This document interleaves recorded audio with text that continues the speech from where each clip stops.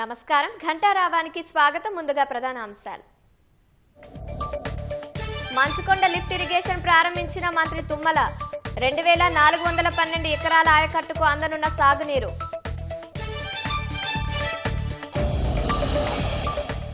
ఖమ్మం జిల్లాను సస్యశ్యామలం చేయడమే లక్ష్యమన్న తుమ్మల ఏడాదిలోనే ప్రజల చిరకాల వాంఛ నెరవేరిందని హర్షం.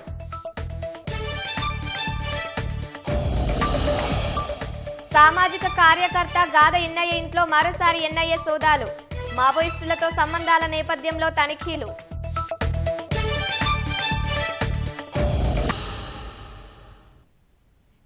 ఖమ్మం జిల్లాలోని మంచుకొండ ఎత్తిపోతల పథకాన్ని మంత్రి తుమ్మల నాగేశ్వరరావు జాతికి అంకితం చేశారు. గతేడాది పథకానికి శ్రీకారం చుట్టిన తుమ్మల వి వెంకటయ్యపాలెం వద్ద మోటార్ స్విచ్ ఆన్ చేసి ఎత్తిపోతలను ప్రారంభించారు. ఈ లిఫ్టుతో ఖమ్మం అర్బన్, రఘునాథపాలెం మండలాలకు లబ్ధి చేకూరనుంది. తడారిన పొలాల్లోకి నీళ్లు రావడంపై స్థానిక రైతులు హర్షం వ్యక్తం చేస్తున్నారు. ఖమ్మం జిల్లాలోని రఘునాథపాలెం, ఖమ్మం అర్బన్ మండలాల రైతులకు ఓ రోజు ముందుగానే సంక్రాంతి పండుగ వచ్చింది. దశాబ్దాలుగా సాగునీటి గోస వెళ్లబోస్తున్న రైతుల కష్టాలు తీరే సమయం ఆసన్నమైంది. నెర్రెలు బారిన బీడు భూముల్లో కృష్ణమ్మ పరుగు తీయనుంది. గతేడాది శ్రీకారం చుట్టిన మంచుకొండ ఎత్తిపోతల పథకాన్ని మంత్రి తుమ్మల నాగేశ్వరరావు ప్రారంభించారు. పట్టు వదలని విక్రమార్కుడిలా మంత్రి తుమ్మల ఏడాదిలోనే ప్రాజెక్టును పూర్తి చేసి సంక్రాంతికి తమకు బహుమతి ఇచ్చారని రైతులు హర్షం వ్యక్తం చేస్తున్నారు.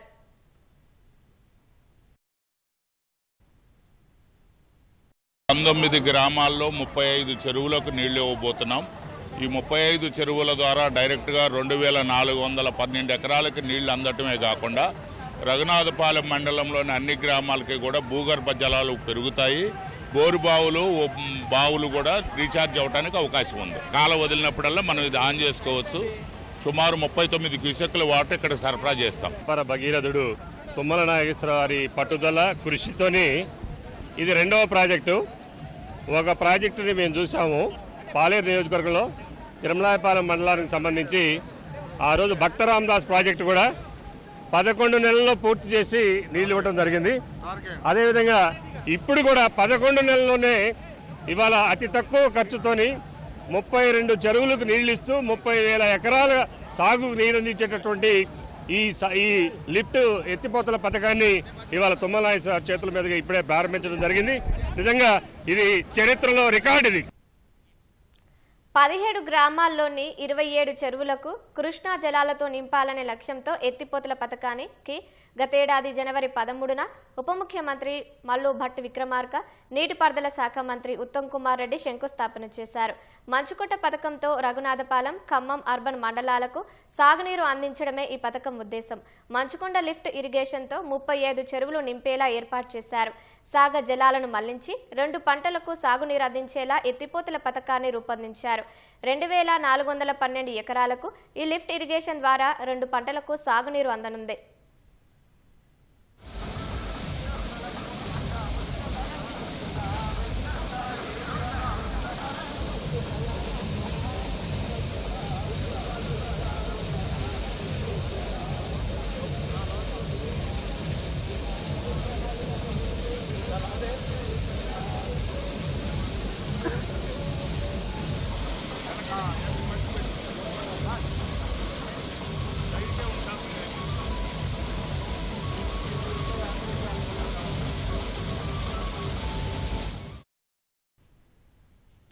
సామాజిక కార్యకర్త గాద ఎన్నయ్య ఇంట్లో మరోమారు ఎన్ఐఏ అధికారులు సోదాలు జరుపుతున్నారు. జనగామ జిల్లా జఫర్గఢ్ మండలం టీబీ తండాలో ఎన్నయ్య నిర్వహిస్తున్న అనాథాశ్రమంలో తనిఖీలు చేస్తున్నారు. ఇటీవల ఎన్కౌంటర్లో మృతి చెందిన మావోయిస్టు అగ్రనేత కట్ట రామచంద్రారెడ్డి అంత్యక్రియలలో పాల్గొన్న ఎన్నయ్య మావోయిస్టు ఉద్యమానికి అనుకూలంగా స్థానికులను ప్రేరేపించేలా మాట్లాడారంటూ గత నెలలో ఎన్ఐఏ అధికారులు అరెస్టు చేశారు. ఎన్నయ్య ప్రస్తుతం చెంచల్గూడ జైల్లో ఉన్నారు. దర్యాప్తులో భాగంగా ఇవాళ ఉదయం 7 గంటల నుంచి జఫర్గఢ్లోని ఎన్నయ్య నివాసం, ఆశ్రమాలలో సోదాలు జరుపుతున్నారు.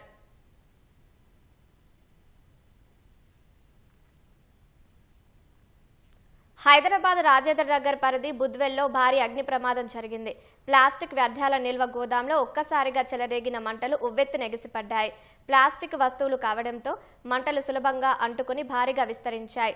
పరిసరాల్లో దట్టంగా పొగ వ్యాపించడంతో స్థానికులు భయాందోళనకు గురయ్యారు. స్థానికుల సమాచారం మేరకు ఘటనా స్థలికి చేరుకున్న అగ్నిమాపక బృందం మంటలు ఆర్పేందుకు యత్నించింది. 2 గంటల పాటు శ్రమించి ఎగిసి పడుతున్న మంటలను అదుపు చేశారు. ప్లాస్టిక్ రీసైక్లింగ్ గోడౌన్ అక్రమంగా నిర్వహిస్తున్నట్లు చెబుతున్న జీహెచ్ఎంసీ అధికారులు ఇలాంటి ఘటనలు పునరావృతం కాకుండా చర్యలు తీసుకుంటామని తెలిపారు.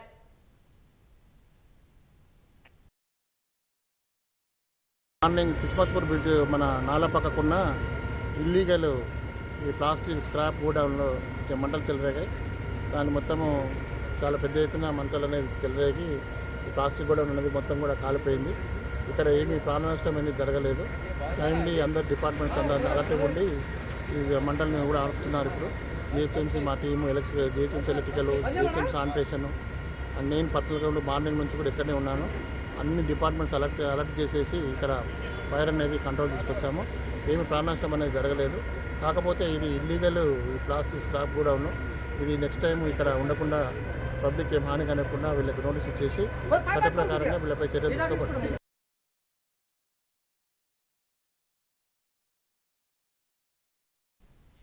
50 అడుగుల లోతున్న వ్యవసాయ బావిలో ఓ కారు అదుపు తప్పి పడిపోయింది.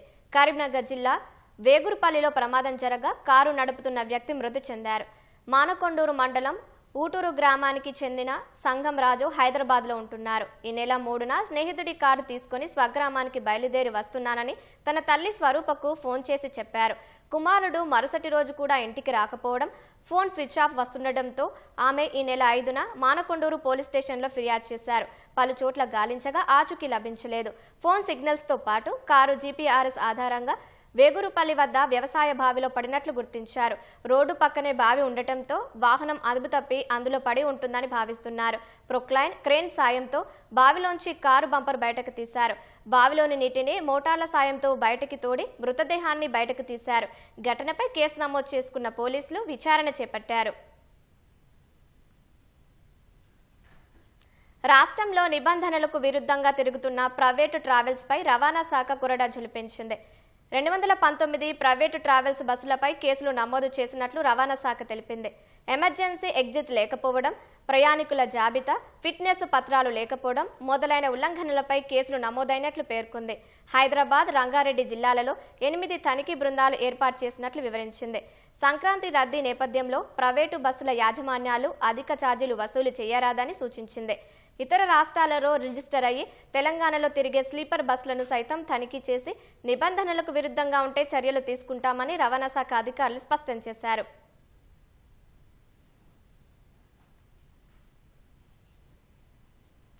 నేను రాను బిడ్డో సర్కారు దవాఖానా అంటూ ప్రభుత్వ ఆసుపత్రిలో వైద్యం తీరుపై గతంలో పాటలు పాడేవారు.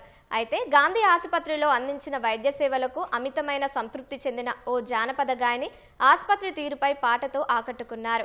ఖమ్మం జిల్లాకు చెందిన గాయని మరియమ్మ భర్త వెంకటేశ్వర్లు గత కొంతకాలంగా కడుపు నొప్పితో బాధపడుతూ ఈ నెల 6న అర్ధరాత్రి గాంధీ ఆసుపత్రికి వచ్చారు. వెంటనే అతన్ని పరీక్షించిన వైద్యులు అతనికి గుండె సంబంధిత సమస్యలు ఉండడం వల్ల అత్యంత హై రిస్క్గా పరిగణించారు. వెంటనే అల్ట్రాసౌండ్, ఈసీజీ, 2D ఎకోతో పాటు అవసరమైన అన్ని అత్యవసర పరీక్షలను ఆలస్యం చేయకుండా నిర్వహించారు. అనస్థీషియా, కార్డియాలజీ నిపుణుల అనుమతి తర్వాత అధిక ప్రమాదం ఉన్నప్పటికీ శస్త్రచికిత్స చేయాలని నిర్ణయించారు. శస్త్రచికిత్స అనంతరం అతను పూర్తిగా కోలుకొని సోమవారం ఆరోగ్యంగా డిశ్చార్జ్ అయ్యాడు. ఈ సందర్భంగా మరియమ్మ తన భర్తకు పైసా ఖర్చు లేకుండా మంచి వైద్యం చేయడం పట్ల సంతోషంగా సొంతంగా పాటలు రాసి పాడారు.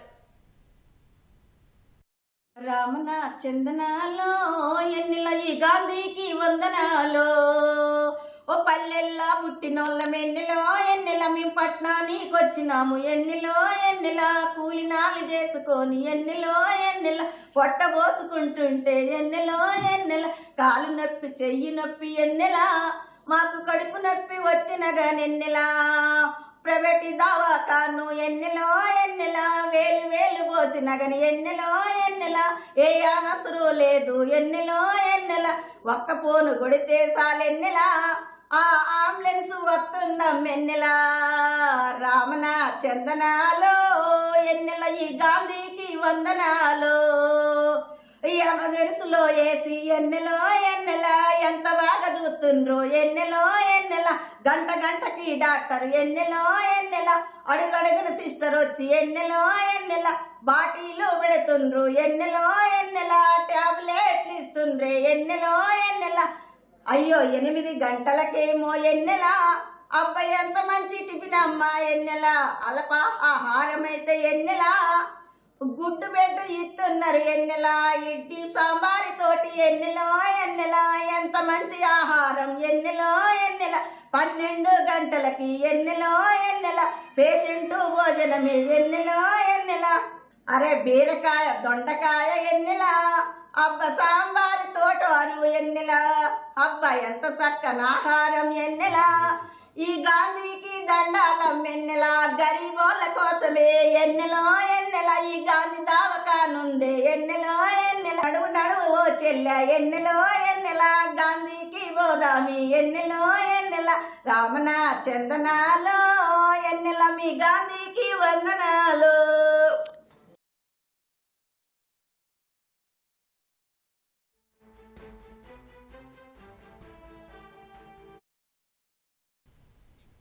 ఆత్రేయపురంలో పడవల పోటీలు సందడిగా జరుగుతున్నాయి. మరింత సమాచారం మా ప్రతినిధి సాయికృష్ణ ప్రత్యక్ష ప్రసారం ద్వారా అందిస్తారు.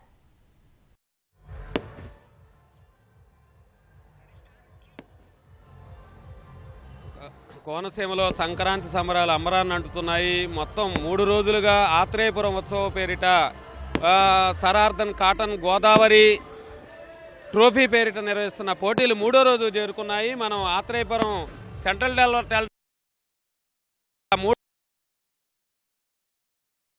సెమీఫైనల్స్ ఫైనల్స్ నిర్వహిస్తున్నారు. తొలి రోజులు ఈత పోటీలతో పాటు రంగవల్లులు అలాగే ఫుడ్ ఫెస్టివల్ ఇక్కడ చాలా ఉత్సాహంగా నిర్వహించారు. నిన్న డ్రాగన్ పడవ పోటీలు ప్రారంభమయ్యాయి. ఇవాళ 22 జట్లు మొత్తం ఈ పోటీల్లో పాల్గొన్నాయి. సెమీఫైనల్స్ ఫైనల్స్ నిర్వహిస్తున్నారు. ఇవాళ గాలిపటాలు పతంగుల పోటీలు కూడా నిర్వహిస్తున్నారు. ఈ హోంమంత్రి అనిత ఇక్కడికి వచ్చారు. ఎమ్మెల్యేలు అట్లాగే ప్రజాప్రతినిధులు అధికారులందరూ కూడా ఆత్రేయపురం వంతెన వద్దకు చేరుకున్నారు. సందర్శనలన్నీ కూడా పకడ్బందీగా చేశారు.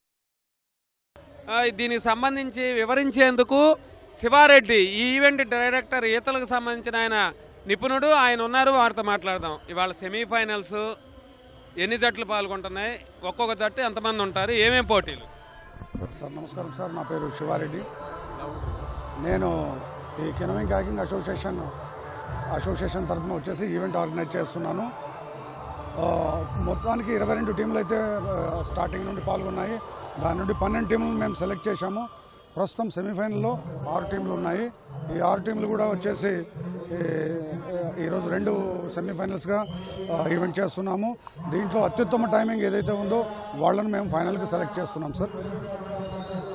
వివిధ రాష్ట్రాల నుంచి కూడా కేరళ, మహారాష్ట్ర, తెలంగాణ నుండి కూడా ఈ జట్లు వచ్చి పాల్గొంటున్నాయి. ఈ జాతీయ స్థాయిలో జరిగే ఈ పాపులర్ స్పోర్టు కాబట్టి దీన్ని చూస్తూ ఎంజాయ్ చేయాలి. మన ఎమ్మెల్యే గారు సత్యానందరావు గారు వచ్చేసి వారి ఆధ్వర్యంలో ఈ గోదావరి ట్రోఫీని చాలా ప్రజాదరణ కలిగింది గత 2 సంవత్సరాలుగా. Thank you sir. అందరూ డ్రాగన్ పడవ పోటీలు అనగానే ఇట్లాంటివి కేరళ గుర్తొస్తుంది. మనకి ఆత్రేయపురం మన రాష్ట్రంలో ఎట్లా జరిగాయి, వీటిని ప్రజల నుంచి ఎట్లాంటి స్పందన ఉంది? సార్ చాలా అద్భుతంగా ఉంది. ప్రస్తుతం భారతదేశంలోనే 22 టీంలు వచ్చేసి జాతీయ స్థాయిలో ఈ పోటీలు వచ్చేసి పాపులర్ చేసింది. కావున ఎట్టి పరిస్థితుల్లో ఈ ఈవెంట్ వచ్చేసి ఎంతో పాపులర్గా ఉంది. ముఖ్యంగా పూతరేకులతో పాటు ఈ ఆత్రేయపురంలో డ్రాగన్ బోట్ కూడా అంతే ప్రాచుర్యం పొందింది. చాలా సంతోషంగా ఉంది. ఈ గేమ్ను ఈ విధంగా ఈ దినదిన అభివృద్ధి జరుగుతుంది కాబట్టి చాలా సంతోషంగా అనిపిస్తుంది సార్. ఎక్కువ శాతం ఈ యువత వచ్చేసి చాలా త్వరగా ఈ గేమ్ను అడాప్ట్ చేసుకుంటుంది. చాలా ఈజీ మెథడ్ ఉంది. రెగ్యులర్గా వచ్చేసి ఈ గేమ్ను యువత అభ్యసిస్తూ జాతీయ స్థాయిలో కూడా పాల్గొని మంచి పథకాలు సాధిస్తుంది ఆంధ్రప్రదేశ్ జట్టు.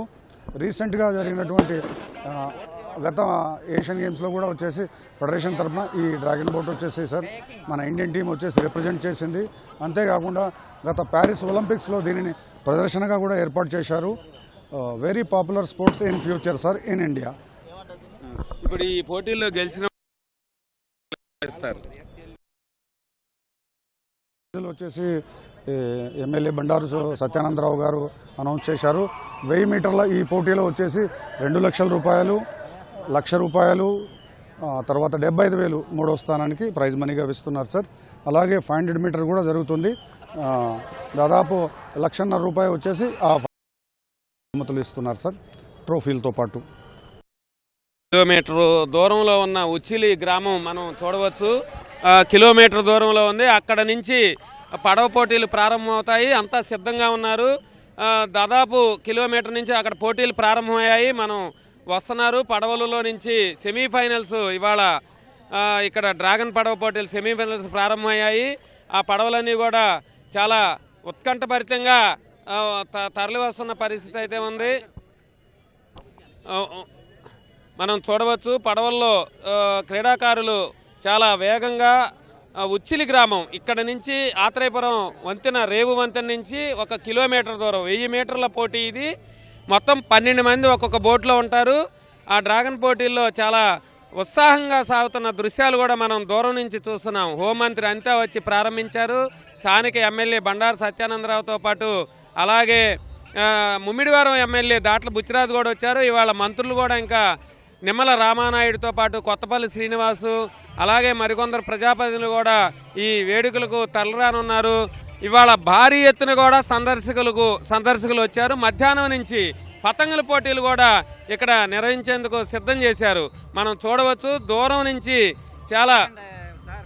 చాలా వేగంగా మొత్తం పడవలు ఉత్కంఠంగా సాగుతున్న పోటీలు ఇవి. 1000 మీటర్ల దూరంలో నుంచి ఇక్కడికి రేవు వరకు కూడా వస్తున్నారు. వారందరినీ కూడా చాలా పకడ్బందీగా నిర్వహణ అయితే సాగుతోంది. రెఫరీలు, డైరెక్టర్లు, నిపుణులైన కోచ్ల మధ్య ఈ పోటీలు సాగుతున్నాయి. ఉత్సాహంగా కేరళ, తమిళనాడు, అలాగే మహారాష్ట్ర, ఆంధ్రప్రదేశ్, తెలంగాణ ఈ 5 రాష్ట్రాల నుంచి కూడా 22 జట్లు వచ్చారు. సుమారు 200 మంది వరకు కూడా క్రీడాకారులు పాల్గొన్నారు. ఒక్కొక్క బోట్లో 12 మంది ఉంటారు. మనం చూస్తున్నాం దూరం నుంచి పడవలు 3 పడవలు అయితే వస్తున్నాయి. మొదటి సెమీఫైనల్ సాగుతోంది.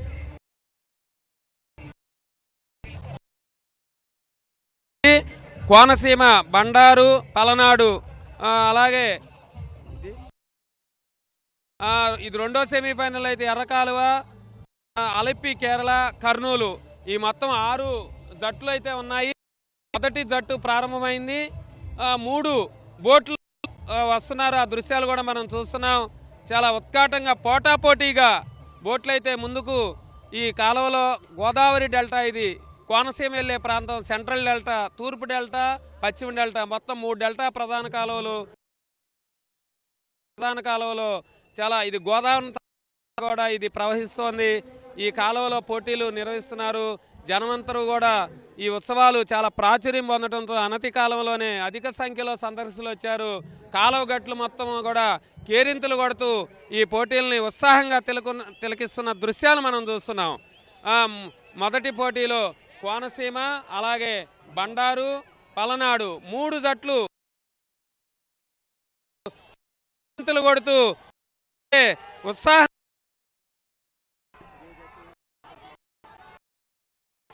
పల్నాడు జట్టు 2 జట్ల వేగంగా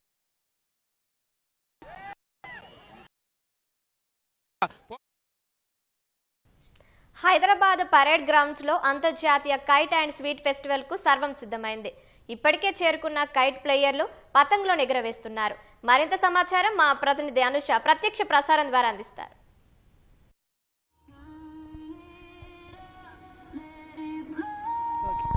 సంక్రాంతి సంబరాలకి హైదరాబాద్ నగరం సిద్ధమవుతుంది. సో ఈ నేపథ్యంలో సంక్రాంతి పండుగ నేపథ్యంలో జరిగే పరేడ్ గ్రౌండ్స్ వేదికగా జరిగే ఇంటర్నేషనల్ కైట్ అండ్ స్వీట్ ఫెస్టివల్కి అయితే ఈ పరేడ్ గ్రౌండ్ అయితే ముస్తాబైందని చెప్పవచ్చు. ఈరోజు సాయంత్రం మంత్రి జూపల్లి కృష్ణారావు దీన్ని లాంఛనంగా అయితే ప్రారంభించనున్నారు. సో ఈ రోజే ఇప్పటికే అయితే ఇంటర్నేషనల్ కైట్ ఫ్లవర్స్ కావచ్చు అండ్ నేషనల్ కైట్ ఫ్లవర్స్ కావచ్చు ప్రతి ఒక్కరు కూడా వచ్చి ఇక్కడ కైట్స్ని అయితే ఎగరవేస్తున్నారు. సో ఈసారి ప్రత్యేక ప్రత్యేకంగా 13వ తారీఖు నుంచి 16వ తారీఖు వరకు ఈ కైట్ ఫెస్టివల్ జరుగుతాయి, కైట్ అండ్ స్వీట్ ఫెస్టివల్ జరుగుతాయి. అలాగే 17 తారీఖు నుంచి 19వ తారీఖు వరకు అయితే హాట్ ఎయిర్ బెలూన్ ఫెస్టివల్ అయితే జరుగుతుంది. ఈసారి చాలా ప్రత్యేకంగా అయితే ఈ సంక్రాంతి సంబరాలను అయితే నిర్వహిస్తారు. అయితే సహజంగా సంక్రాంతి పండుగ అంటే 3 రోజులు మనం సహజంగా జరుపుకుంటాం, కానీ ఇక్కడ మాత్రం 5 రోజుల పాటు అయితే ధూమ్ ధామ్గా సంక్రాంతి పండుగ అయితే అవ్వబోతుంది. సో ఈ రోజు నుంచే, రేపు భోగి అయితే మాత్రం ఈ రోజు నుంచే నగరంలో ఈ రోజు నుంచే ఆ సంక్రాంతి సందడి అయితే మొదలైందని చెప్పవచ్చు.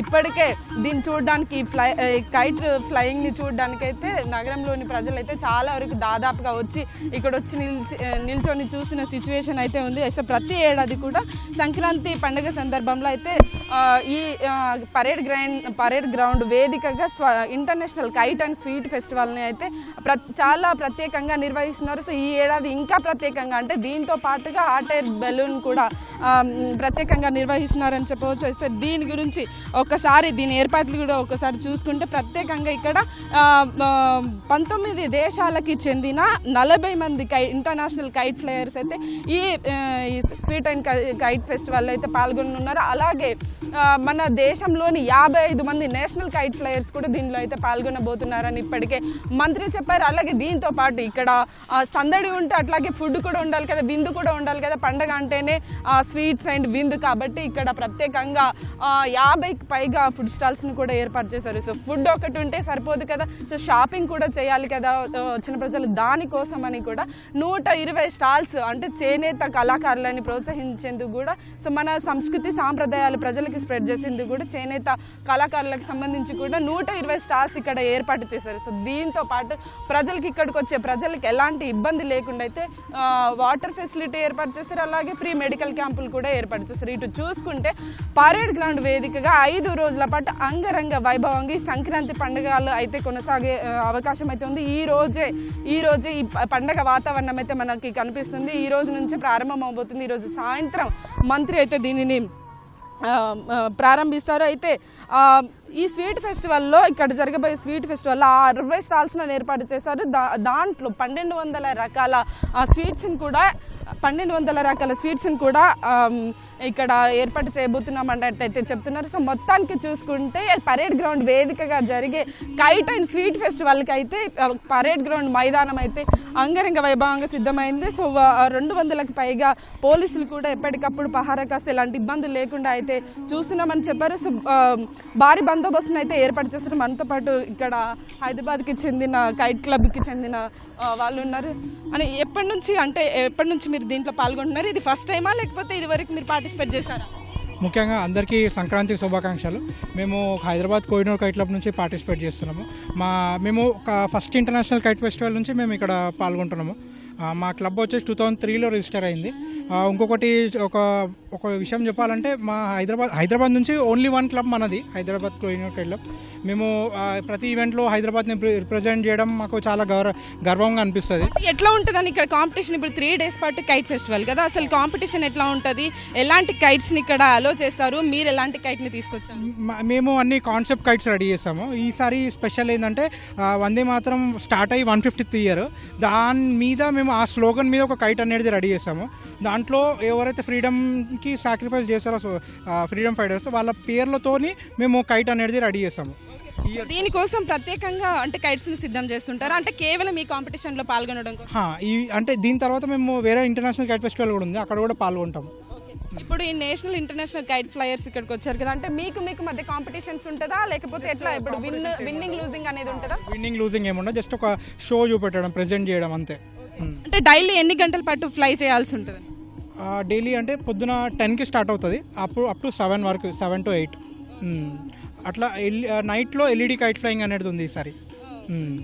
ఓకే. సో చూసుకుంటే కూడా ఇక్కడ విభిన్న రకాల కైట్స్ అయితే ఇక్కడ ఎగరేస్తున్నారు. సో ఇక్కడ హైదరాబాద్ నుంచి కోహినూర్ కైట్ క్లబ్ నుంచి కావచ్చు, అట్లాగే 19 దేశంలోని 15 రాష్ట్రాల నుంచి కూడా 55 మంది నేషనల్ కైట్ ఫ్లయర్స్ అయితే ఇక్కడికి వచ్చారు.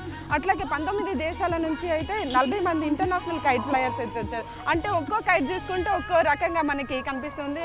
అసలు ఒక్కొక్కరు ఒక్క కాన్సెప్ట్. ఇప్పుడు వీళ్ళు వందే మాత్రం స్టార్ట్ అయ్యి 150 years దాటిన సందర్భంగా ప్రత్యేకంగా ప్రత్యేకంగా ఒక కైట్ని ఏర్పాటు చేస్తే మిగతా వాళ్ళు మిగతా కాన్సెప్ట్స్ తమ కాన్సెప్ట్కి తగ్గట్టుగా ఒకరు వాళ్ళ దేశానికి సంబంధించిన ఫ్లాగ్కి సంబంధించి ఒక కైట్ని ఏర్పాటు చేస్తారు, ఇంకొకరు నార్మల్ సన్ఫ్లవర్ లాంటి కైట్ని. ఇట్లా చూసుకుంటే అయితే విభిన్న రకాల కైట్స్ అయితే మనకి కనువిందు చేస్తున్నాయి. అసలు ఆకాశానికి నిచ్చెన వేసాం అన్నట్టుగా ఒక కైట్ మనకి ఇక్కడ కనిపిస్తుంది. దీని అసలు ఎంత ఎండ కొట్టినా ఎంత చలి పెట్టినా కూడా దాన్ని లెక్క చేయకుండా కూడా ఇక్కడ కైట్ ఫ్లైయర్స్ ఎగరేస్తున్నారు, చూసేవాళ్ళు చూస్తున్నారు. మొత్తానికి చూసుకుంటే ఈ పరేడ్ గ్రౌండ్స్ వేదికగా జరగబోయే ఈ international kite and street festival అయితే ఇంకా అంగరంగ వైభవంగా కొనసాగబోతుంది అని చెప్పవచ్చు. ఈసారి చాలా ప్రత్యేకంగా గత ఏడాదితో పోలిస్తే ఈసారి చాలా ప్రత్యేకంగా అయితే ఈ కైట్ అండ్ స్వీట్ ఫెస్టివల్ని ఏర్పాటు చేస్తున్నారు. సో హాట్ ఎయిర్ బెలూన్ కూడా అంటే మన భూమి నుంచి 2500 మీటర్ల దూరంలో హాట్ ఎయిర్ బెలూన్ని ఎగురుతుంది. సో అంటే నగరం ఎలా ఉంటుంది ఏంటి అనేది కూడా మనకి కళ్ళకి కనిపించే విధంగా అయితే ఏర్పాటు చేస్తారు. సో దీన్ని బుక్ మై షోలో కూడా బుక్ చేసుకోవచ్చు అని కూడా ఇప్పటికే మంత్రి జూపల్లి చెప్పారు. సో ప్రతి ఒక్కరు కూడా దీనికోసం చాలా ఎగ్జైటెడ్గా ఉన్నారు. ఎందుకంటే హాట్ ఎయిర్ బెలూన్స్ అనేవి నార్మల్గా వేరే టూరిస్ట్ ప్రాంతాలకు వెళ్ళినప్పుడు మనం ఎక్స్పీరియన్స్ చేయాలనుకుంటాం, కానీ ఇక్కడే నగరంలో మన 3 రోజుల పాటు ఈ హాట్ ఎయిర్ బెలూన్ జరుగుతుంది కాబట్టి. అట్లాగే డ్రోన్ షోలు కూడా ఇక్కడ ఏర్పాటు చేస్తున్నారు. ఈ పరేడ్ గ్రౌండ్లో కూడా ప్రత్యేకంగా డ్రోన్ షోలు కూడా ఉంటాయని కూడా చెప్తున్నారు. సో రాత్రి సమయాల్లో కూడా వెలుగుతూ ఎగిరే కైట్స్ని కూడా ఇక్కడ ఎగరవేస్తారు. సో ఈ 3 రోజుల పాటు సంక్రాంతి సంబరం అయితే అంగరంగ వైభవంగా జరుగుతుంది. ఈ మైదానంలోనే ఆ పండగ వాతావరణం అయితే ఎంతో కళ్ళ కట్టినట్లుగా ఎంతో అంగరంగ వైభవంగా జరుగుతుందని చెప్పవచ్చు. సో దీనికైతే మొత్తానికి ప్రజలందరూ రెడీగా ఉన్నారు, అలాగే కైట్ ఫ్లైయర్స్ కూడా రెడీగా ఉన్నారు. సో ఈ రోజు సాయంత్రం అయితే లాంఛనంగా ఇక పరేడ్ గ్రౌండ్ మైదానంలో అయితే కైట్ అండ్ స్వీట్ ఫెస్టివల్ అయితే ప్రారంభం కానుంది. ఇది ఇక్కడ తాజా సమాచారం. Vote studio. మేడ్చల్ జిల్లా మచ్చబొల్లారంలో రైల్వే అండర్ బ్రిడ్జ్ పనుల శంకుస్థాపన కార్యక్రమం రసాభస సాగింది. ఎంపీ ఈటెల రాజేందర్, ఎమ్మెల్యే మరి రాజశేఖర్ రెడ్డి మధ్య వాగ్వాదం చోటు చేసుకుంది. దీంతో కార్యకర్తలు ఆందోళనకు దిగారు. వంతెనకు నిధులను తామే తీసుకువచ్చామంటూ ఇరు వర్గాల మధ్య వాదోపవాదాలు జరిగాయి.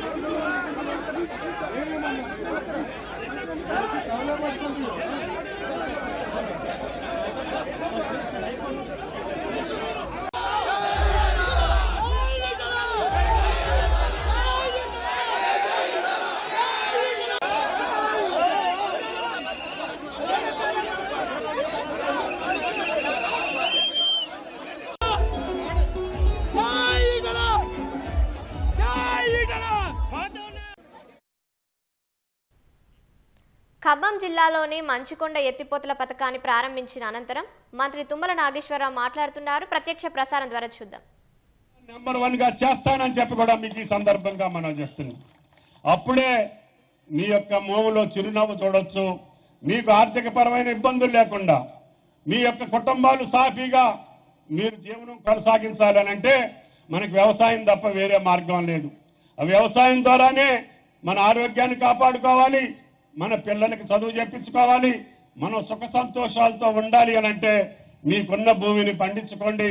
మీకు కావలసినటువంటి సౌకర్యాలు రాయల్ గారు చెప్పినట్లుగా మీ కొనుగోలుకి గోడౌన్స్ నిర్మాణం, మీ ధాన్యాన్ని కొనుగోలు చేసేటటువంటి కేంద్రాలు, మీరు ధాన్యం పండిస్తే 500 రూపాయలు ఈ రోజు కూడా ముఖ్యమంత్రి గారు సంక్రాంతి పండుగ అని చెప్పి 500 కోట్ల బోనస్ కూడా రిలీజ్ చేశారు. ఈ రోజుకి 1425 కోట్లు మీరు పండించినటువంటి సన్నధాన్యానికి 500 రూపాయలు ఎక్స్ట్రా ఇచ్చాం. భారతదేశంలో ఏ ఒక్క రాష్ట్రం ఇవ్వలేదు. ఒక రేవంత్ రెడ్డి గారి ప్రభుత్వమే 500 రూపాయలు రైతుకి బోనస్ ఇచ్చేటటువంటి రాష్ట్రం. అదేవిధంగా ఉచిత కరెంట్ ఇచ్చేటటువంటి రాష్ట్రం. అదేవిధంగా ఎరువులు మీకు ప్రతిపక్షాలు కారుకోతలకు వస్తున్నాయి.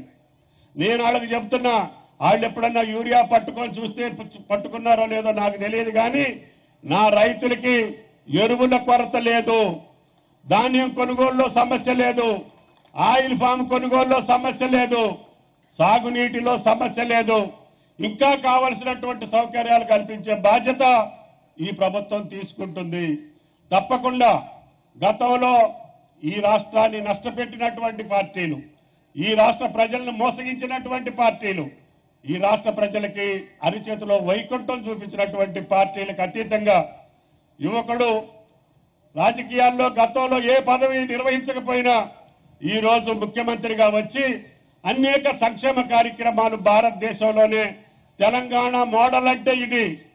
పేదలకి ఉచిత విద్యుత్ కావచ్చు, గ్యాస్ బండ కావచ్చు, సన్న బియ్యం కావచ్చు, వాళ్ళ పిల్లలకి భోజనం కావచ్చు, అన్ని సౌకర్యాలు, విద్యా వైద్య సౌకర్యాల్ని మెరుగుపరుచుకుంటూ ఈ రాష్ట్ర మౌలిక వసతులను ముందుకు తీసుకెళ్లుకుంటూ ఈ రాష్ట్రాన్ని కేంద్రం సహకరించినా సహకరించకపోయినా, కేంద్రం అనేక ఆటంకాలు కల్పించినా, ఆర్థిక పరమైనటువంటి ఇబ్బందులున్నా ఈ రాష్ట్రాన్ని అగ్రగామి రాష్ట్రంగా చేసేదే రేవంత్ రెడ్డి గారి ప్రభుత్వం యొక్క లక్ష్యం. దానికి ఆ ప్రభుత్వంలో నా శక్తి వంచన లేకుండా ఈ జిల్లా అభివృద్ధితో పాటు రాష్ట్ర రైతాంగానికి ఇంకా ఏం కార్యక్రమాలు చేస్తే నా రైతాంగం నిలబడి ఈరోజు భారతదేశంలో నిటారుగా నా తెలంగాణ అని చెప్పుకొని కోటి రత్నాల వీణగా ఈ తెలంగాణ తీర్చిదిద్దే బాధ్యత ఈ ప్రభుత్వం మీద ఉంది. దాన్ని కొనసాగిస్తానని చెప్పి మీకు విజ్ఞప్తి చేస్తూ, ఆ రోజు 13వ తారీఖు శంకుస్థాపన, మళ్లీ 13వ తారీఖు ప్రారంభోత్సవం చేస్తామని చెప్పాం కాబట్టి ఈ రోజునే మళ్లీ మీకు చేశాం. కాబట్టి సంక్రాంతి పండుగ మీ ఇంటిలో అరవడిల్లాలని, మీ ముఖంలో ఆనందం చూడాలని, తద్వారా మీరందరూ కూడా, కిషోర్ గారు చెప్తున్నారు నేను పామాయిల్ వేస్తే నాకు కోట్లు వస్తున్నాయి, మా రైతులను కూడా వేయమని చెప్పండి అని. మిమ్మల్ని చూసైనా సరే ఈ 3 సంవత్సరాల్లో రఘునాథపాలెం మండలమే కాదు, ఖమ్మం కొత్తగూడెం జిల్లాలో కాదు, తెలంగాణలోనే పామాయిల్కి అగ్రస్థానాన్ని ఇచ్చి నెంబర్ 1 రాష్ట్రంగా ఆయిల్ ఫామ్ లో తెలంగాణ భారతదేశానికి ఆయిల్ సప్లై చేసే పరిస్థితికి ఈనాడు ప్రపంచ దేశాల నుంచి ఇంపోర్ట్ చేసుకుంటున్నాం. 1,00,000 కోట్లు వాళ్ళకి ఇచ్చి రేపు భవిష్యత్తులో నా రైతుకి ఆ 1,00,000 కోట్లు రావాలి, వాళ్ళకి ఆనందం ఉండాలి. తప్పకుండా మీరందరూ కష్టపడి ఇప్పటికే మొదలు పెట్టారు, మీకు నీటి ఇబ్బంది ఉండదు. ఈ సంవత్సరానికి మీరు సాగర్ నీళ్లు తీసుకుంటే వచ్చే సంవత్సరానికి గోదావరి నీళ్లతోటైనా సరే మీ చెరువులు నింపుతానని చెప్పి కూడా మీకు ఈ సందర్భంగా మనం చేస్తున్నాం. కాబట్టి ఆ శ్రీరామచంద్రుడు దయ ఉన్నంత కాలం ఈ జిల్లాకు సేవ చేసే అవకాశం, ఈ రాష్ట్రానికి, రైతాంగానికి, వ్యవసాయానికి నాకు భగవంతుడు ఎంత శక్తి ఇస్తే అంత నేను చేసి పెడతానని చెప్పి రేవంత్ రెడ్డి గారి ప్రభుత్వానికి మంచి పేరు వచ్చేటట్టుగా మీరందరూ కూడా కృషి చేయాలని చెప్పి విజ్ఞప్తి చేస్తూ, వేదిక మీద ఉన్నటువంటి జిల్లా పార్టీ అధ్యక్షులు సత్యనారాయణ గారు, కిషోర్ గారు, అదేవిధంగా మేయర్ గారు, బాలసాని గారు, ఎన్వి గారు, అధికారులు, కలెక్టర్ గారు, జేసీ గారు, కమిషనర్ గారు, పోలీస్ కమిషనర్ గారు, రాయల్ గారు, జిల్లా పార్టీ, నగర పార్టీ అధ్యక్షులు, మీ అందరికీ కూడా ఈ కార్యక్రమంలో పాల్గొని నా రైతులకి, రంగనాథపాలెం మండలానికి ఆశీర్వాదం పలికినటువంటి మీ అందరికీ ధన్యవాదాలు తెలియజేస్తూ సంక్రాంతి శుభాకాంక్షలు. Thank you. అందరికీ నమస్కారం.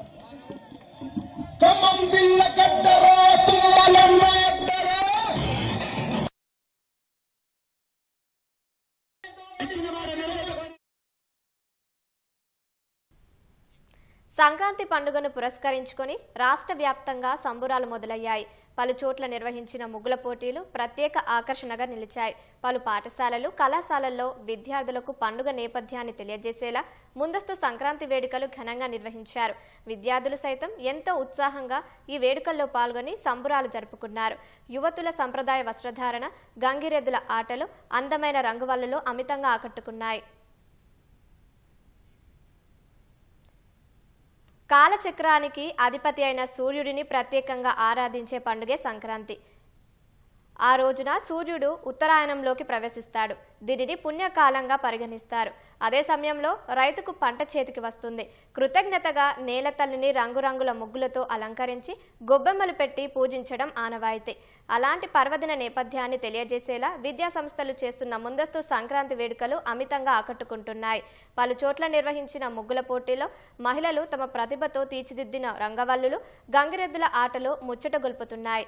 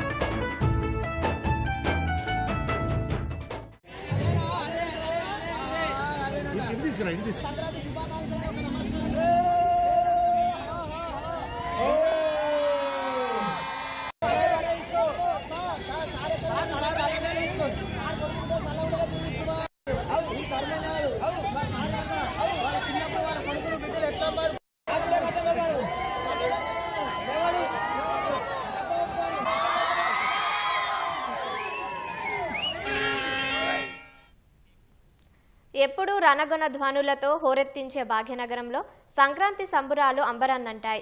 పలు విద్యా సంస్థల్లో విద్యార్థులు ఎంతో ఉత్సాహంగా వేడుకలు చేసుకుంటున్నారు. మేదీపట్నంలోని ఓ ప్రైవేటు కళాశాలలో సంక్రాంతి పండుగను వైభవంగా నిర్వహించారు.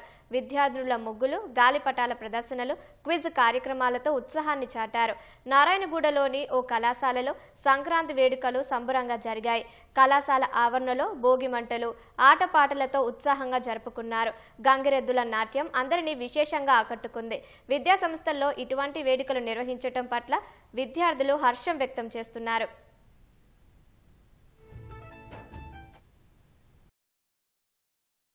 కాలేజ్లో క్విజ్ కండక్ట్ చేస్తారు, ఫెస్టివల్ గురించి తెలుసుకోనికి, అండ్ ముగ్గులు వేస్తారు, అన్ని చేస్తారు. సో ఇక్కడ ఎంజాయ్ చేయడం చాలా మంచిగా అనిపిస్తుంది. అందరికీ సంక్రాంతి శుభాకాంక్షలు.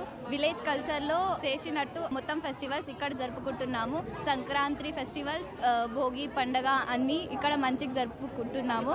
అచ్చం పల్లెటూరులో ఉన్న ఫీలే ఉంది. మంచిగా రంగోలీలు వేసాము, బాగా ఆటలాడుతున్నాము. గ్రామాల్లోనూ ముందస్తుగా ముగ్గుల పోటీలు, పిండి వంటలతో పండుగ వాతావరణం ఉట్టిపడుతోంది. పలుచోట్ల ముగ్గుల పోటీలు ఘనంగా నిర్వహిస్తున్నారు. ప్రజాప్రతినిధుల ఆధ్వర్యంలో పల్లెల్లో క్రీడా పోటీలతో పండుగ సందడి నెలకొంది. నల్గొండ జిల్లా నాగార్జున సాగర్ నియోజకవర్గం త్రిపురారంలో ముగ్గుల పోటీలు నిర్వహించారు. మహిళలు ఈ పోటీల్లో అధిక సంఖ్యలో పాల్గొన్నారు.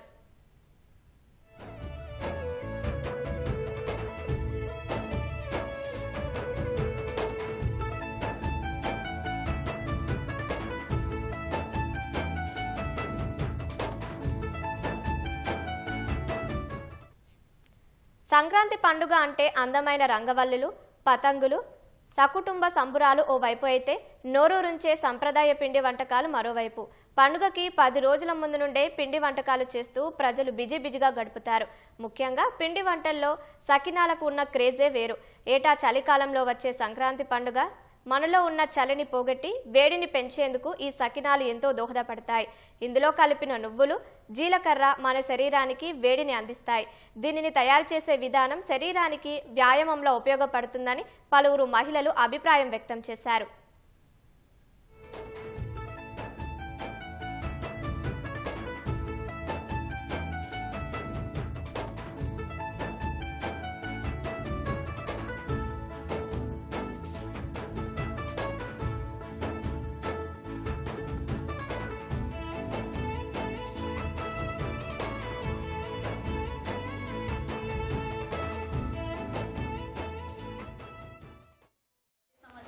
సంక్రాంతికి ఒకరి ఇంటి నుంచి ఇంకొకరికి వెళ్ళి చకినాలు పోసుకుంటాము, అన్నీ చేసుకుంటాం, సంతోషంగా ఉంటాం.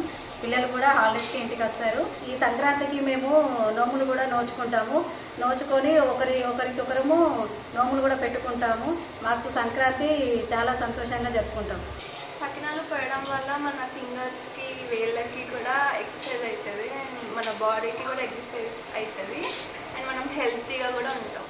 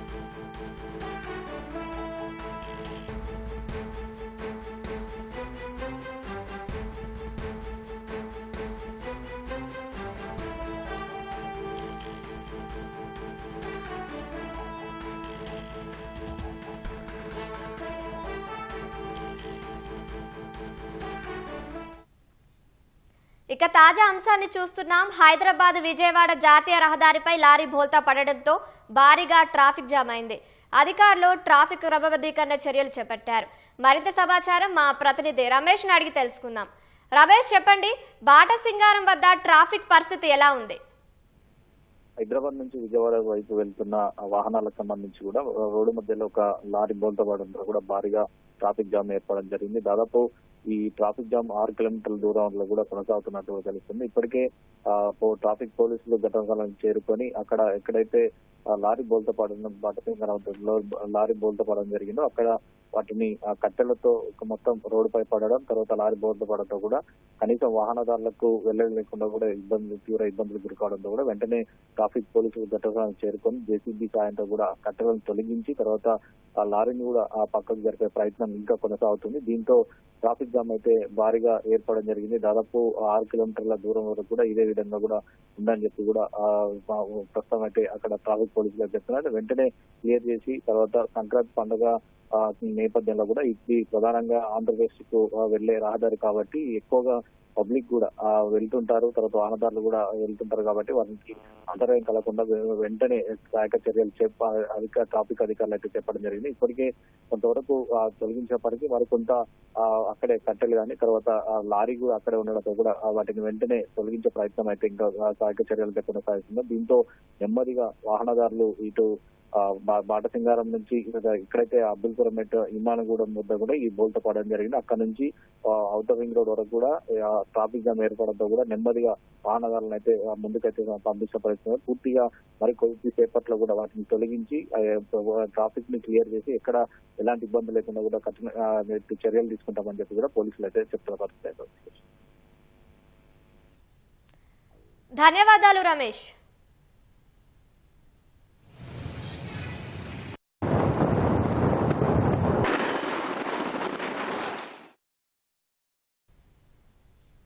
సంక్రాంతి పండుగకు సొంతూళ్లకు వెళ్తున్న వారితో హైదరాబాద్ విజయవాడ జాతీయ రహదారిపై వాహనాల రద్దీ పెరిగింది. యాదాద్రి భువనగిరి జిల్లా పంతంగి కోర్లపహాడ్ టోల్ ప్లాజాల వద్ద వాహనాలు నెమ్మదిగా కదులుతున్నాయి. పంతంగి టోల్ ప్లాజా వద్ద మొత్తం 16 టోల్ బూత్లకు గాను విజయవాడ వైపు ప్రయాణించే వాహనాల కోసం 11 టోల్ బూత్లను తెరిచి వాహనాలను పంపిస్తున్నారు. కోర్లపహాడ్ టోల్ ప్లాజా వద్ద 6 బూత్లను తెరిచి విజయవాడ వైపు వాహనాలను పంపిస్తున్నారు. వాహనాల రద్దీకి అనుగుణంగా టోల్ బూత్లను ఆపరేటింగ్ చేస్తున్నారు. ట్రాఫిక్ సమస్య తలెత్తకుండా వాహనాల రద్దీని పోలీసులు క్రమబద్ధీకరిస్తున్నారు.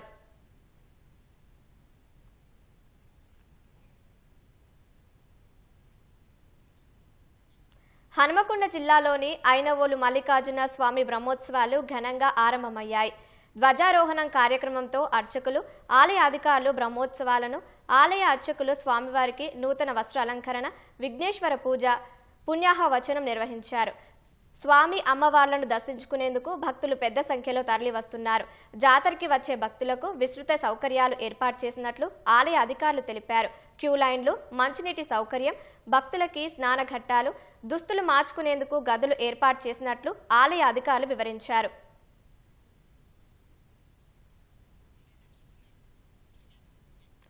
రెండున్నరేళ్ల తర్వాత ఆ తల్లి ఆమె కుటుంబం చెంతకు చేరింది. బతికి ఉందనే ఆశ వదులుకొని కర్మకాండలు చేసేందుకు సిద్ధమైన సమయంలో అద్భుతం జరిగింది. ఒక ఫోన్ కాల్ ఆ కుటుంబంలో ఆనందం నింపింది. వారి సంతోషానికి కారణమైంది.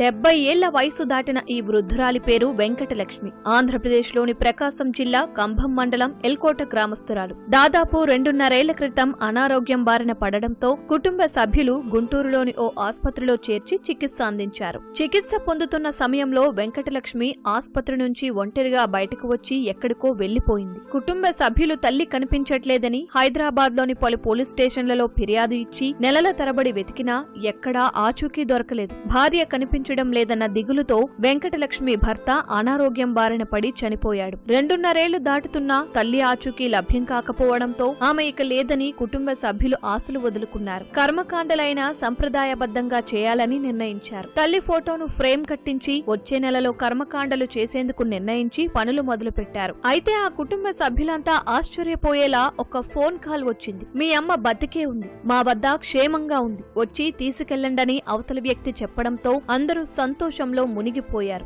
హుటాహుటిన ఖమ్మం వచ్చి చూసుకోగా ఆరోగ్యంగా ఉన్న తల్లిని చూసి కుమారుడు, వారి కుటుంబ సభ్యులంతా భావోద్వేగానికి గురయ్యారు.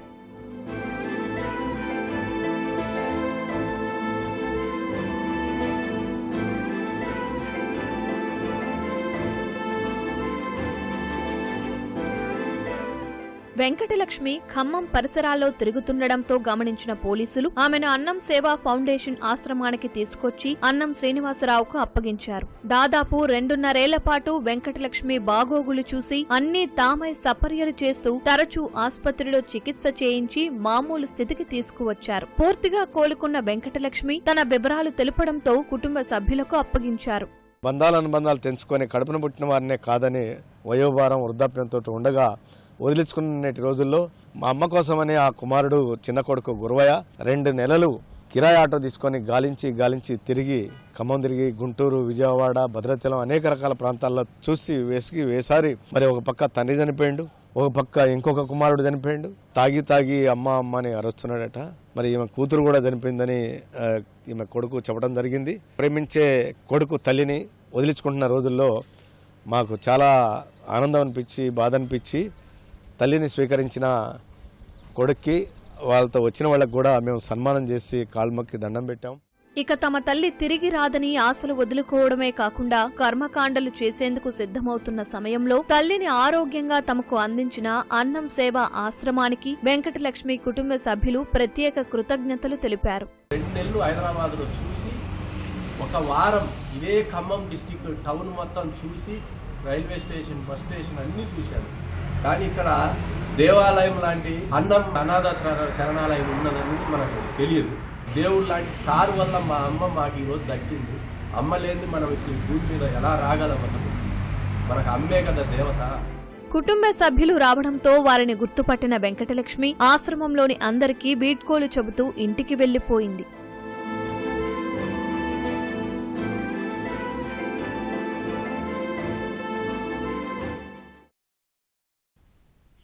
దేశ రాజధాని ఢిల్లీని చలి వణికిస్తుంది. గత 3 ఏళ్లలోనే తొలిసారిగా జనవరిలో ఉదయం పూట అత్యల్ప ఉష్ణోగ్రత నమోదైంది. ఇవాళ ఉదయం కనిష్ట ఉష్ణోగ్రత 3 డిగ్రీలుగా రికార్డైంది. 2023 జనవరి 16న హస్తినాలో 1.4 డిగ్రీల కనిష్ట ఉష్ణోగ్రత నమోదైంది. లోధి రోడ్లో ఇవాళ 3 డిగ్రీల కనిష్ట ఉష్ణోగ్రత రికార్డైనట్లు భారత వాతావరణ విభాగం IMD వెల్లడించింది. పాలంలో 4 డిగ్రీలు, అయానగర్లో 3.2 డిగ్రీలుగా నమోదైనట్లు తెలిపింది. కనిష్ట ఉష్ణోగ్రతలు 4.5 నుంచి 6.4 డిగ్రీల మధ్య ఉంటే శీతల గాలుల పరిస్థితిగా ప్రభుత్వం ప్రకటిస్తుంది. రేపు కూడా శీతల గాలులు హస్తిన ప్రజలను వణికిస్తాయని IMD అంచనా వేస్తుంది. మరోవైపు ఢిల్లీలో గాలి నాణ్యత అత్యంత నాసికరంగానే ఉందని కేంద్ర కాలుష్య నియంత్రణ మండలి ప్రకటించింది. దేశ రాజధాని ప్రాంతంలోని 29 పర్యవేక్షణ కేంద్రాల్లో వాయు నాణ్యత వెరీ పూర్ కేటగిరీలోనే నమోదైనట్లు వివరించింది. ఫలితంగా అనేక ప్రాంతాల్లో దట్టమైన పొగమంచు అలుముకుంది. జమ్మూ కాశ్మీర్లో భద్రతా బలగాలు తనిఖీలు ముమ్మరం చేశాయి. ముఖ్యంగా అంతర్జాతీయ సరిహద్దులకు సమీపంలోని గ్రామాల్లో జల్లెడ పడుతున్నాయి. అంతర్జాతీయ సరిహద్దుల వెంబడి డ్రోన్ ఒకటి కనిపించడంతో సైన్యం అప్రమత్తమైంది. స్థానిక పోలీసులతో కలిసి సాయుధ బలగాలు సంయుక్తంగా తనిఖీలు చేపట్టాయి. సున్నిత ప్రాంతాలపై నిఘాను మరింత ముమ్మరం చేశాయి. అనుమానం ఉన్న చోట సోదాలు నిర్వహిస్తున్నాయి.